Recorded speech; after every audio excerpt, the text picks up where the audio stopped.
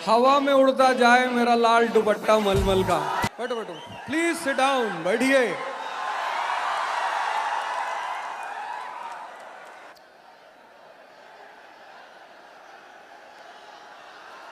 कुछ बोल ले भैया, बोल लेने दो, नहीं तो बीमार हो जाएंगे अगर नहीं बोलेंगे। बैठो बैठो बैठो, एक बड़ी मजेदार बात बताने जा रहे हैं। बैठो।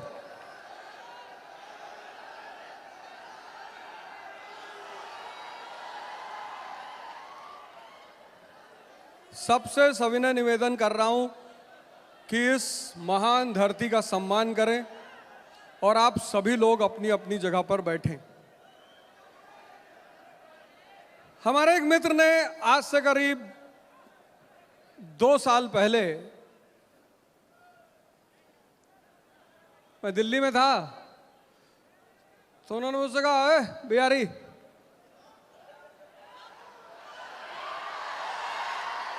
गोरखपुर यानी बिहार? तो मैंने कहा हाँ बताओ। तो कहे बदमाश हो? हमने कहा दिखाई नहीं पड़ रहा है। हमने कहा लेकिन तुम एक हिस्सा देख रहे हो, एक बा से बिहार, बा से बहादुरी। 1857 का जब विद्रोह हुआ ना, 80 साल का कुंवर सिंह, 80 साल, ऐसे ही जज्बा रहा होगा, ऐसे ही 80 साल का आदमी, उसने अंग्रेजों को यह दिखा दिया कि बेटा इतना मारेंगे ना। बहादुरी ही नहीं, हमने कहा एक अभी सुनते जाओ, बुद्धिमता, वशिष्ठ नारायण सिंह, नासा नाश करने वाले, नासा को पैर छूना पड़ा कि यार ऐसी क्षमता पैदा होती है भारत में। सिर्फ वशिष्ठ नारायण सिंह नहीं, एक नाम बताने जा रहा हूं, शायद तुमने कभी नाम पे ध्यान नहीं दिया होगा, रास बिहारी लाल मंडल। नाम सुना है? माननीय रास बिहारी लाल मंडल मधेपुरा से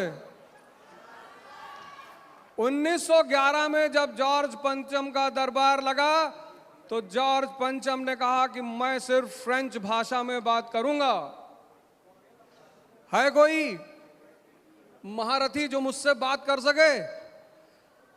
तो रास बिहारी लाल मंडल ने हाथ उठाया, बोले तुम फ्रांसीसी में करोगे, मैं फ्रांसीसी में भी तुमसे करूंगा, फारसी में भी करूंगा, हिंदी में भी करूंगा, इंग्लिश में भी करूंगा और जर्मन में भी करूंगा।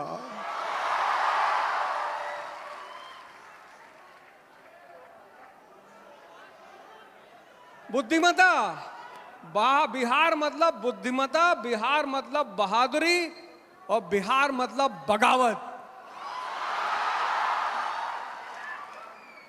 एक आदमी, एक जयप्रकाश नारायण, एक आदमी ने भारत सरकार को मजबूर कर दिया इमरजेंसी लगाने के लिए। और बिहार मतलब भगवान बुद्ध, भगवान बुद्ध की धरती, यहीं तो निर्वाण मिला।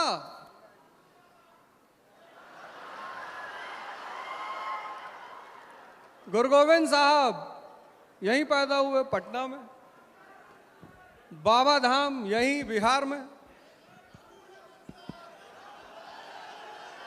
और सबसे बड़ा उदाहरण जो यहां का जज्बे का उदाहरण है, जिसका सुदर्शन जी ने अभी नाम लिया, दशरथ मांझी। जिस मिट्टी के लोग पहाड़ काटने की क्षमता रखते हो, लेकिन सुन लो, इतना चिल्ला रहे हो, घर जाके 4 दिन सोओगे, सारी एनर्जी यहीं खत्म हो जाएगी। सुन लो पहले, कुसुमपुरा, जहां से इस धरती की कहानी शुरू होती है,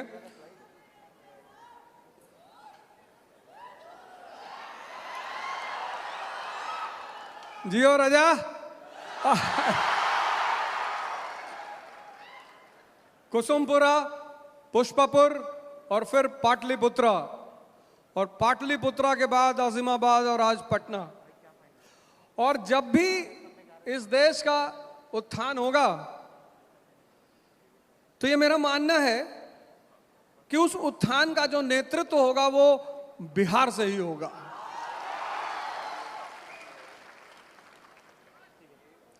और उस उत्थान का जो मॉडल होगा उसका नाम होगा नालंदा मॉडल। नालंदा।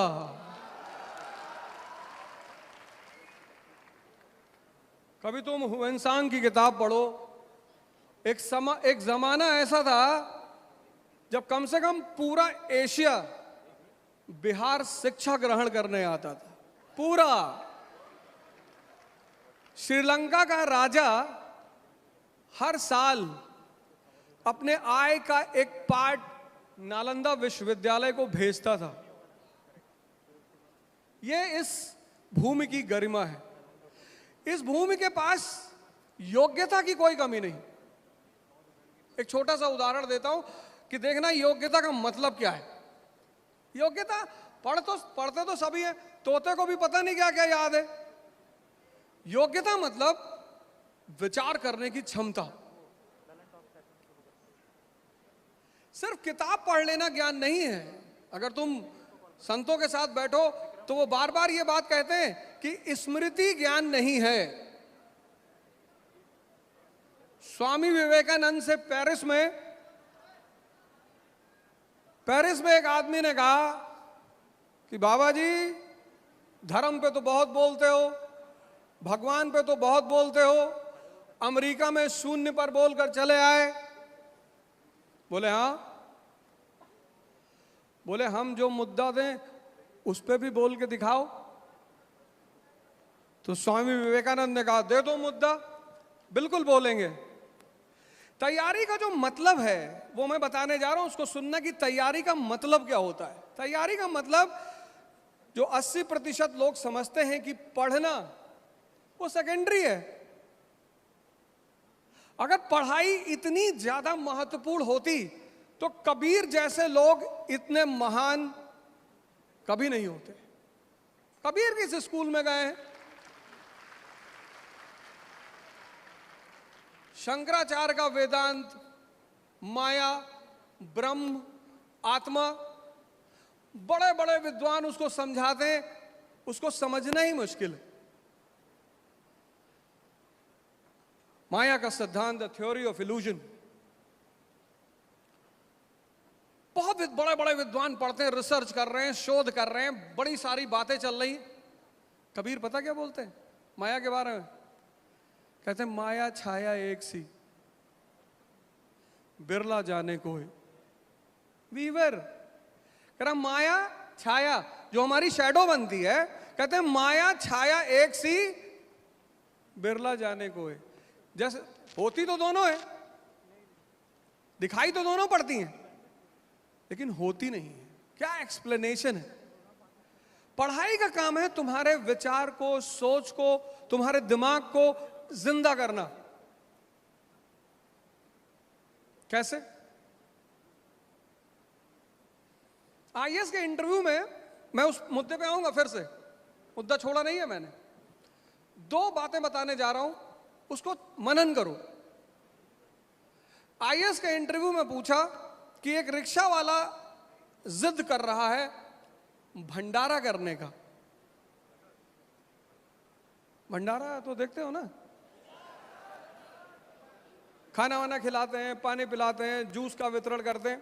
तो उन्होंने पूछा एक रिक्शा वाला जिद कर रहा था एक संत से भंडारा करने का, तो क्या एक रिक्शा वाला भंडारा कर सकता है?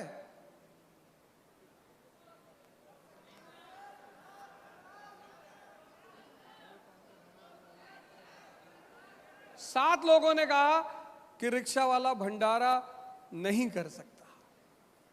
मैं एक नाम बताने जा रहा हूं, उस नाम को सुनना। पहले इस पूरी कहानी को पूरा कर दूं। जो ये साहब लास्ट में पहुंचे, इनसे पूछे रिक्शा वाला भंडारा कर सकता है? बोले साहब बिल्कुल कर सकता है, क्योंकि भंडारे के लिए धन से ज्यादा एक और चीज की जरूरत होती। बोले किसकी?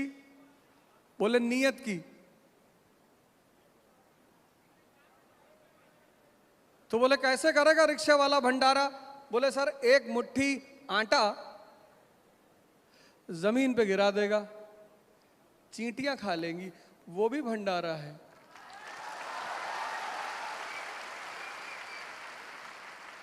बोले एक मुट्ठी चावल छत पे डाल देगा, पंछी खा लेंगे, ये भी भंडारा है।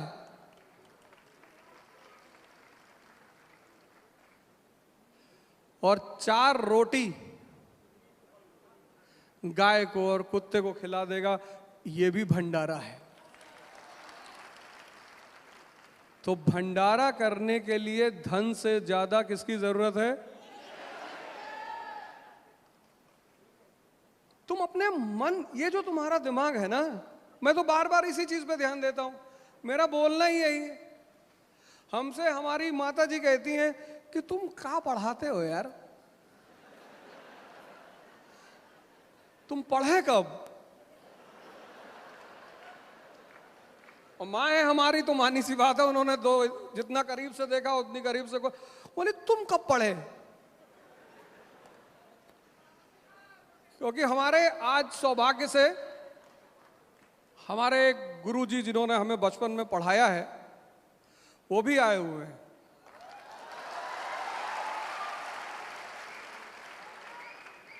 बहुत खतरनाक आदमी। और आज मैं उनको बुलाऊंगा, निश्चित तौर पर मंच पे बुलाऊंगा। निश्चित तौर पर आज इससे अच्छी जगह उनको सम्मानित करने का, उनका ऋण चुकाने का कुछ हो ही नहीं सकता। और जब सारा स्कूल हमसे कहता था कि कुछ ना कर पाओगे तुम, तो हमसे कहते थे बेटा तुम कुछ ना कुछ खतरनाक करोगे, पता नहीं क्या करोगे लेकिन करोगे जरूर। और ये एक शिक्षक की पारखी आंखें होती। तुमको अपने विचार को विकसित करना, विचार को